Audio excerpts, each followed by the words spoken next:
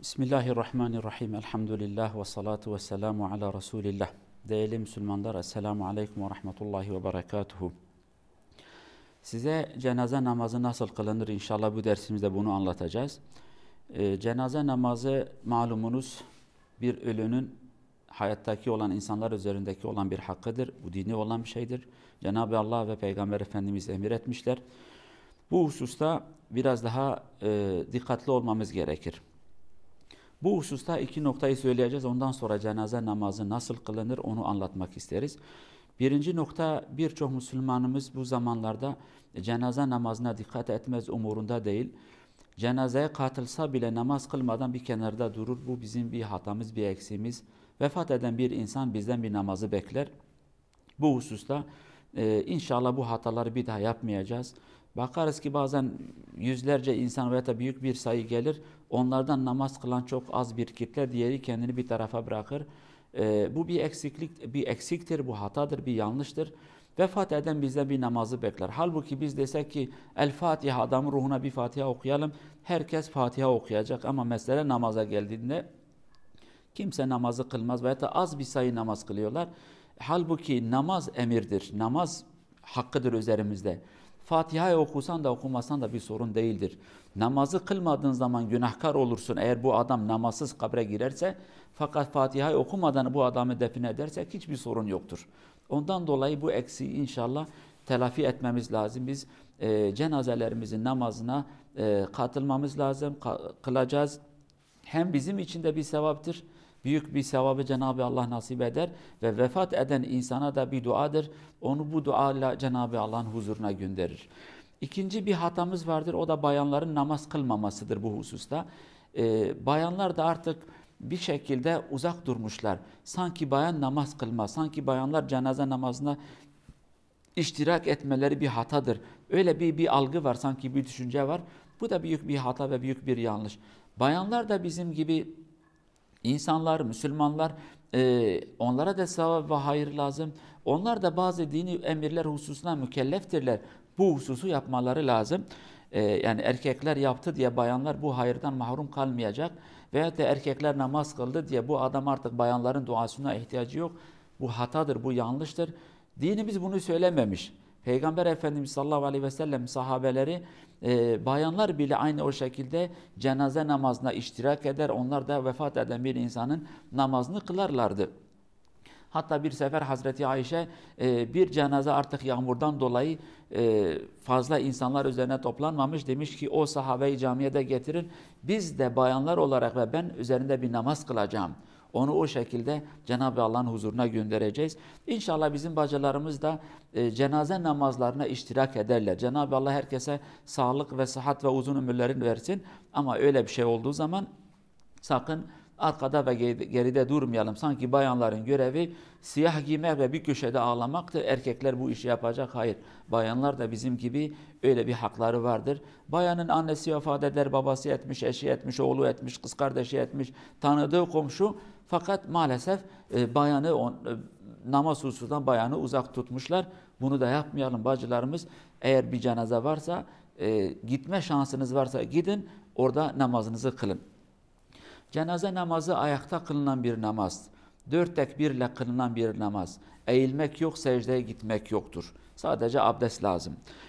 Cenaze namazı biraz sonra uygulamalı olarak anlatacağım size. Fakat ilk önce niyet getirilir. Niyet ettim bu cenaze üzerinde. Erkekse erkek, bayansa bayan niyeti getirebiliriz. Cinsiyeti bilmediğimiz zaman vefat eden şu insan üzerinde namaz kılacağım niyeti getireceğiz.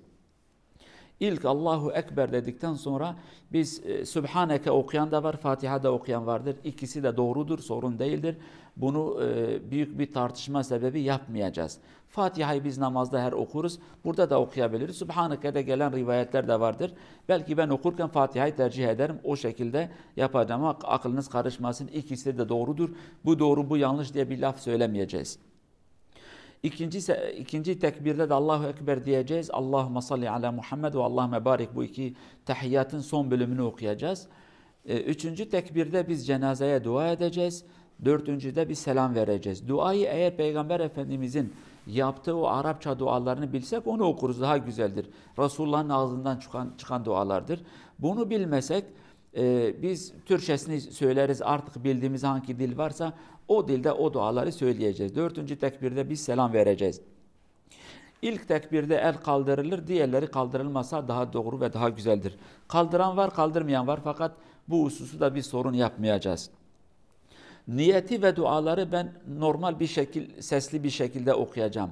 Normali sünneti olan gizlidir. Fakat öğrenmek niyetiyle biraz sesimi kaldıracağım. Bu eğitim niyeti, normalde o şekilde değildir. İnşallah bunu da anlayışla karşılarız. Yani yeni bir namazı icat etmedik.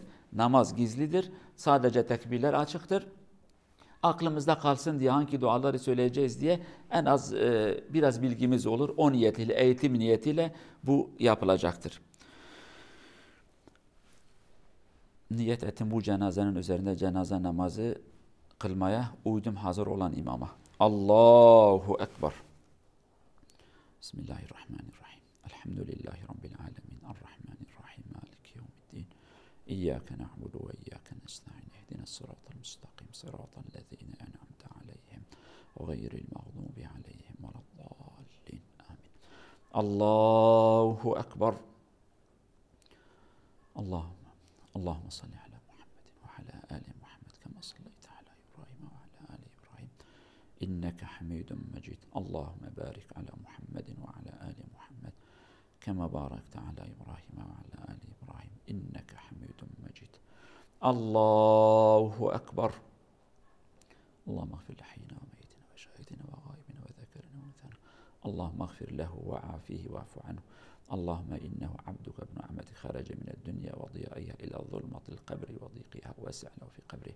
Allah, bu senin kulundur. Dünyanın genişliğinden ve aydınlığından kabrin karanlığı ve darlığına geldi. Kabrini geniş eyle, kabrini nurla aydınlatır. Allah, bu senin kulundur. Onu rahmetinle karşıla, günahları affet. Allah'ım, bu kulun günahkar bir kul ise günahlarını affet. Salih bir insan ise Allah'ım hayırlarını fazla kıl, sevapları bol eyle ya Allah. Allah'ım onu daha iyi komşular, iyi arkadaşlarla komşu eyle ve arkadaş kıl. Onu bu dünyaya mecbur ve muhtaç etme ya Allah. Allah'ım, bu kulun sana geldi. Biz de onu affetmeni diler, rica eder. Yüce rahmetinle bu kulunu affet, günahlarından arındır. Onu cehennem ateşinden koru, cennetine nasip eyle. Allahu Ekber. Allahümme la tahrimna ecreha ve la teftinna ba'de ve gfir lana ve leh. Esselamu aleyküm ve rahmetullah. Esselamu aleyküm ve rahmetullah. Değerli kardeşlerim, cenaze namazı bu şekilde kılınır. İnşallah öğrenmişiz. Cenab-ı Allah bize ölümü nasip ettiği zaman İnşallah salih insanları da nasip eder, bizim namazımızı kılarlar ve defin ederler. Cenab-ı Allah herkese, hepinize sağlık ve sıhhati ve afiyeti nasip etsin. Esselamu aleyküm ve rahmetullahi ve berekatuhu.